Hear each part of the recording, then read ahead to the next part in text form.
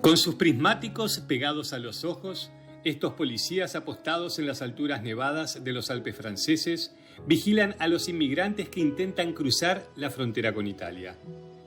Desde lo alto contaron en una hora 15 inmigrantes tratando de cruzar a Francia y se movilizan por las montañas para evitarlo.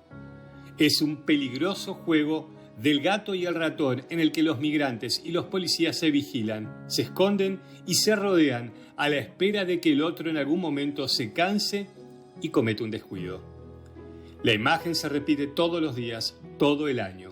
La policía hace de todo para evitar que crucen o capturar a los que lo logran a través de estas cumbres ahogadas por la niebla y algunas a más de 3.000 metros de altura.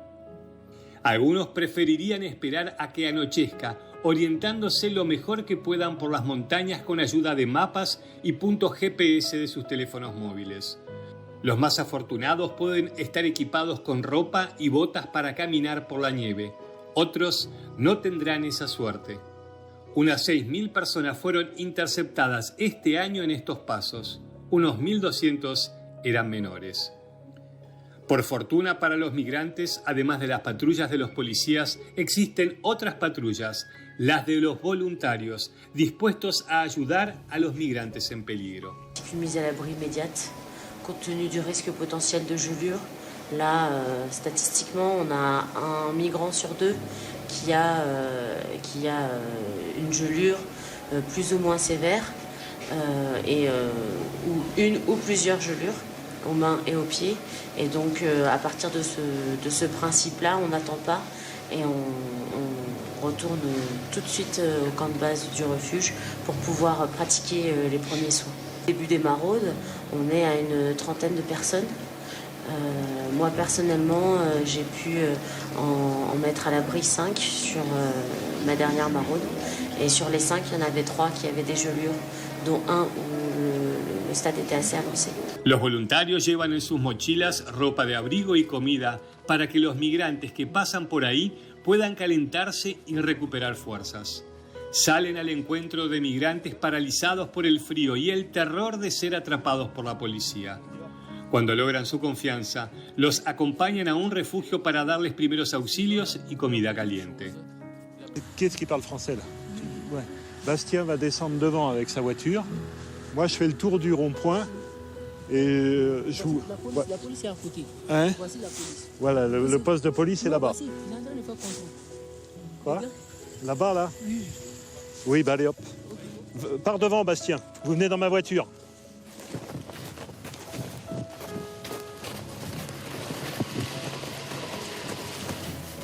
Comment avec ça?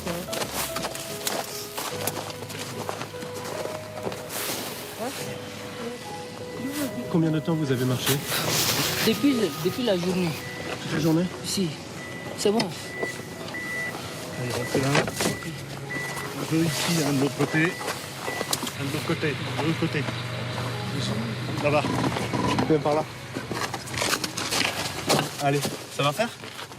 On est confronté à une situation où la police les refoule systématiquement, y compris pendant longtemps les mineurs. C'est la raison pour laquelle on est donc obligé de faire ces maraudes pour éviter des drames en montagne. On ne peut pas laisser les gens dans la montagne pourchassés par la police et avec tous les accidents. En plus, on l'a dit dès le début, vous le savez très bien, et des drames sont survenus depuis. En esta región alpina también hay familias que reciben en sus casas a jóvenes menores migrantes a quienes les proporcionan un poco de comodidad y ayuda con los trámites administrativos para que puedan perseguir su sueño de una vida mejor. Alors les personnes arrivent dans des états, on va dire, épuisés physiquement. Alors il faut dire qu'il y a plusieurs saisons. Il y a la saison hivernale en effet, où il y a ces risques hivernaux qui sont accentués de par donc l'hypothermie, les gelures. Et après ça n'empêche pas qu'il y a d'autres risques aussi dans les saisons estivales, des problèmes de déshydratation, des problèmes de plaies, des problèmes de foulure. Dans ce cadre, en théorie, les gens ont droit à l'assistance d'un avocat, d'un médecin, d'un interprète pour comprendre ce qu'on leur dit. et aussi d'un droit de recours, comme dans toute décision administrative d'un état de droit qui se respecte. Sur ces différents registres, la plupart du temps, ces droits ne sont pas respectés.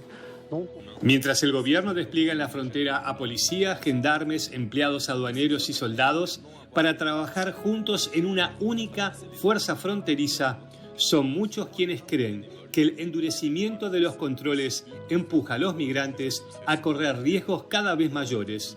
Y no se logran los objetivos porque a la larga terminan intentándolo 4 o 5 veces hasta que lo logran o mueren en el intento. Contre-vérité, l'immigration augmente, elle augmente partout en Europe. Dans le monde entier, il y a eu 60% d'augmentation de l'immigration depuis 2000. En 20 ans, plus de 20 ans, il y a 60% d'augmentation. C'est le même chiffre en Europe. Et la France, on est aux alentours de 40-45%. Donc oui, l'immigration augmente chez nous, la part des immigrés dans la population. La France... Contre 265. L'Assemblée nationale a adopté. Le projet de loi est rejeté. Esta semana, la Asamblea Nacional Francesa rechazó el proyecto de ley sobre migración de Emmanuel Macron, que contemplaba la expulsión de extranjeros considerados peligrosos. Para las organizaciones humanitarias, la ley implicaba un retroceso en materia de derechos para las personas extranjeras. Para la derecha y la extrema derecha francesa, era débil e insuficiente. Là, on n'est pas des papiers, on travaille dur, mais les patrons ne payent pas normal. Souvent, mais il y en a qui ne payent même pas. Là, on a souffert ici. Si tu n'es pas papier, tu n'as rien. Là, tu ne peux pas payer les métros. Tu ne peux pas payer les loyers. Voilà. Il y a beaucoup de choses qu'on doit faire, mais on ne peut pas, en tant que sans-papier. On travaille, on fait n'importe quel travail.